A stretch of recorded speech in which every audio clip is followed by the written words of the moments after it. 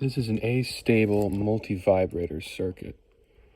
This circuit is based on the 555 chip that makes everything function. The proper setup for the circuit involves running the main power through a 1K resistor, then a 10K resistor, and then bringing that back over to the discharge and threshold for the chip, which are pins 7 and 6. You also take input from between the two resistors and bring that over to the discharge chip, which is important.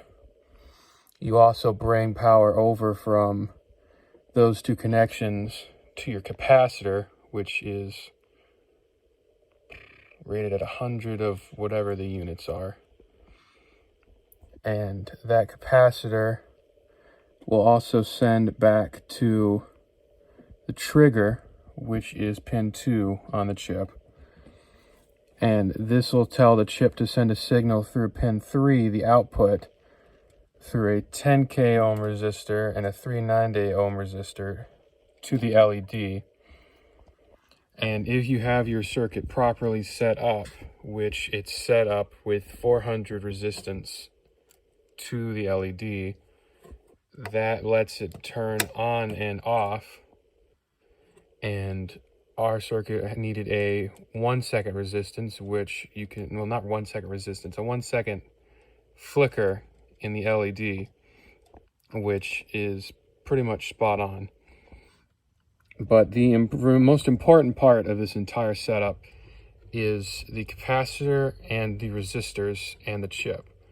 If your resistors aren't the proper resistance, you won't get the right timing out of your LED.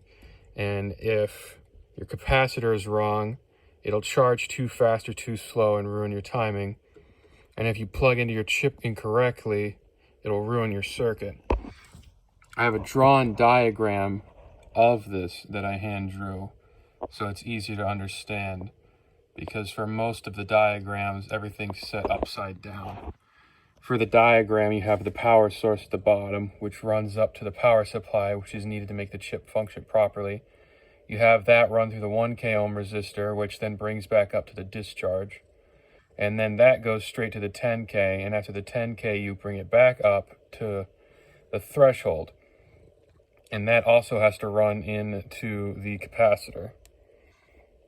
Then from the output of the chip as well, you go to the 390 resistor and the 10 resistor to get a full resistance of 400 ohms, which then goes to a red LED.